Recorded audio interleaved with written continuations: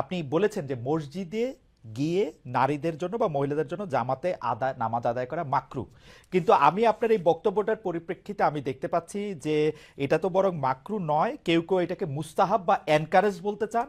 অনেকে উদাহরণ দিচ্ছেন আয়েশা, যিনি প্রফেটের স্ত্রী ছিলেন, বলেন সম্মানিত, বলেন হ্যাঁ, রাদিয়াল্লাহু আনহা বলেন, রাদিয়াল্লাহু রাদিয়াল্লাহু আনহা আনহা, বলেন। হ্যাঁ, আয়েশা রাদিয়াল্লাহু আনহা, উনি ইমামতি করে মেয়েদের নামাজ পড়িয়েছেন।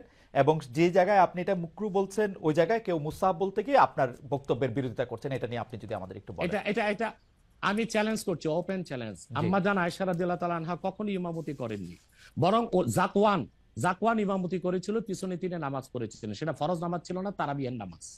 আপনাকে যে তথ্য দিয়েছে সে ভুল তথ্য দিয়েছে। ওকে, সেটা মেয়েদের নামাজ পড়াটা মুস্তাহাব কিনা? এক এক দ্বিতীয় হচ্ছে আল্লাহর হাবিব সাল্লাল্লাহু আলাইহি ওয়াসাল্লামের নূরের জামানায় মসজিদ নববীতে মহিলাদেরকে অ্যালাউ করা হতো, তারা নামাজে আসতেন। কিন্তু আল্লাহর হাবিব সাল্লাল্লাহু আলাইহি ওয়াসাল্লাম মহিলাদেরকে নিরুৎসাহিত করেছিলেন, নিষেধ করেন নাই। কারণ মহিলাদেরও দিন শেখা বাকি ছিল এবং আল্লাহ হাবিব সাল্লাল্লাহু আলাইহি ওয়াসাল্লামের কাছে ওহী আসতো, সেজন্য মহিলাদের নিষেধ করা হতো না, তারা মসজিদে আসতেন। হযরত ওমর রাদিয়াল্লাহু তাআলা আনহু তার খেলাফতের সময় বলেছেন মহিলাদের জন্য ঘরেই নামাজ পড়াটা উত্তম। তখন প্রচুর পরিমাণ সাহাবী উপস্থিত ছিলেন, তারা হযরত ওমরের এই কাজে কেউ বাধা দেননি। সেজন্য মহিলাদের মসজিদে আসাটা হারাম নয়, মাকরু বলা হয়েছে জামাতে আসা। কারণ আম্মাজান আয়েশা রাদিয়াল্লাহু তাআলা আনহা নিজেও বলেছিলেন যে বর্তমানে মানে ১৫০০ বছর আগেই আম্মাজান আয়েশা বলেছেন যে এখন মহিলাদের মসজিদে না আসাই উচিত ফিতনার এই সময়।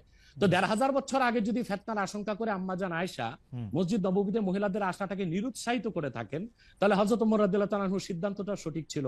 আর বর্তমান যুগে সেটা আমরাও নিরুৎসাহিত করি, এজন্যই মাকরু বলি। মাকরু মানে হারাম নয়, খুব কঠিনভাবে নিষিদ্ধ নয়, জাস্ট নিরুৎসাহিত করা। আপনি মাকরু ফতোয়াটা কোথায় পেলেন? আর আপনি যে বলছেন যে কোথায় পেলাম বলছি, আনহা এটা পড়েন নাই, কিন্তু আমি এখন যেটা দেখতে পাচ্ছি যে women praying in congregation among themselves, এটা মাদিনা বলে একটা পিরিয়ডিক্যালস বাইরে হয় মাদিনা ইউনিভার্সিটি থেকে, সেইখান থেকে একজন বলতেছেন যে এটা পড়ছেন। আমি তো এটা সত্য বিচার করতে পারবো না। আয়েশা রাদিয়াল্লাহু তাআলা আনহা ইমামতি করেননি, তিনি জাকওয়ান ওনার খাদেমের পিছনে নামাজ পড়েছেন। সেটা ফরজ নামাজ ছিল না, তারাবিহের নামাজ ছিল। জি, এটা বুখারী শরীফের হাদিস। আমাকে সময় দিলেন, বের করে দিব। আচ্ছা, ঠিক আছে। আপনি কি এইটা একটু বলবেন যে মাকরুটা আপনি কোথায় পেলেন? এটা হানাফিদের সর্বসম্মত মত। হানাফিদের সর্বসম্মত মত যে মেয়েদের মসজিদে গিয়ে নামাজ পড়াটা মাকরু। জামাতে হজের সময় ওটা ভিন্ন বিষয়, ওইটা ভিন্ন হজটা তো বিষয়। ফরজ, হজটা ফরজ এবং সেখানে নামাজ আদায় করা, ওই সময় মেয়েরা জামাত আদায় করতেছে, একেবারে ওইটা ওরা করতে পারবে। কিন্তু পরে আর এমনিতে নরমালি আর পারবে না। পারবে না মানে বললাম তো, নিরুৎসাহিত করা হয়েছে, তারা ঘরে পড়বে, ঘরে পড়াটাই উত্তম। এটা যদি মাকরু হইতো তাহলে কি হজের সময় এটা পড়াটা জায়েজ থাকতো?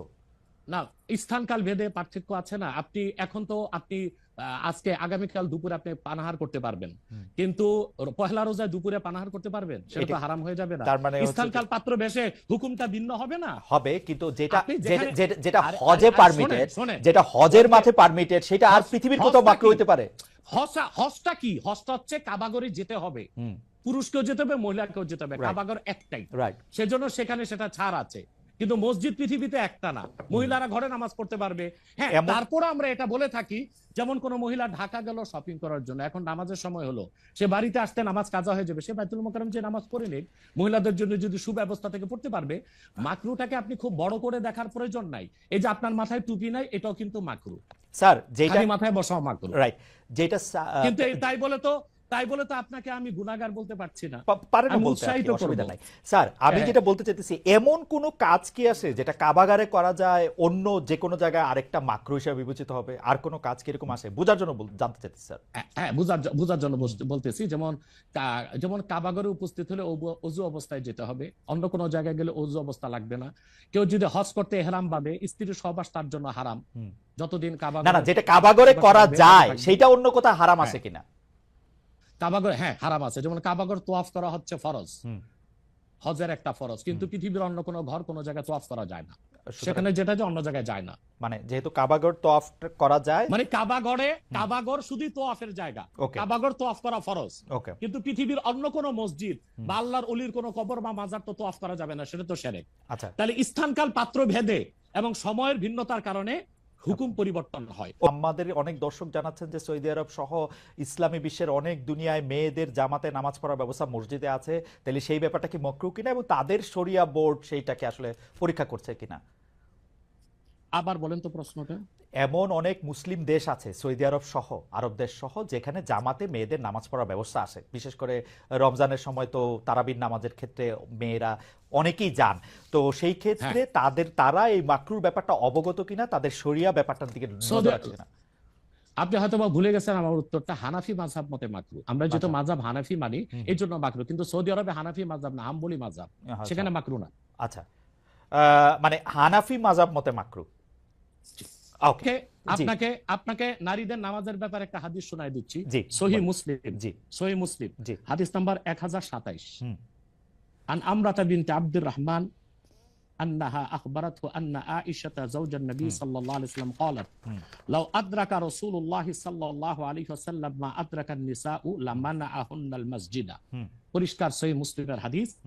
হযরত আমরা বিনতে আব্দুর রহমান বলেন রাসূল সাল্লাল্লাহু আলাইহি সাল্লামের সহধর্মিণী আল্লাহর হাবিব সাল্লাল্লাহু আলাইহি ওয়াসাল্লামের স্ত্রী আম্মাজান আয়েশা রাদিয়াল্লাহু তাআলা আনহা, যার কথা বলেছেন তিনি নামাজ পড়েছেন, উনি বলেছেন যে বর্তমানে মহিলাদের এখনকার অবস্থা যদি আল্লাহর হাবিব সাল্লাল্লাহু আলাইহি ওয়াসাল্লাম দেখতেন তাহলে তাদেরকে মসজিদে আসতে নিষেধ করতেন। সহিহ মুসলিম হাদিস নাম্বার 1027। আপনি সেই স্কলারদেরকে বলেন এই হাদিসটার জবাব আমাকে দিতে। ওকে, তার মানে তার মানে আমি শেষ করি। জি। তার মানে হচ্ছে মহিলাদেরকে মাকরু বলার দ্বারা হানাফি মাযহাবে যে নিষেধ করা হয়েছে, কঠিন নিষেধ না, মানে নিরুৎসাহিত করা হয়েছে। ওকে, ঠিক আছে, এটা নিশ্চয়ই এটা নিরুৎসাহিত করা হয়েছে, এটা আপনি বলছেন, নিশ্চয়ই এটা একটা প্রণিধানযোগ্য। আমি দলিল দিয়েছি। আমি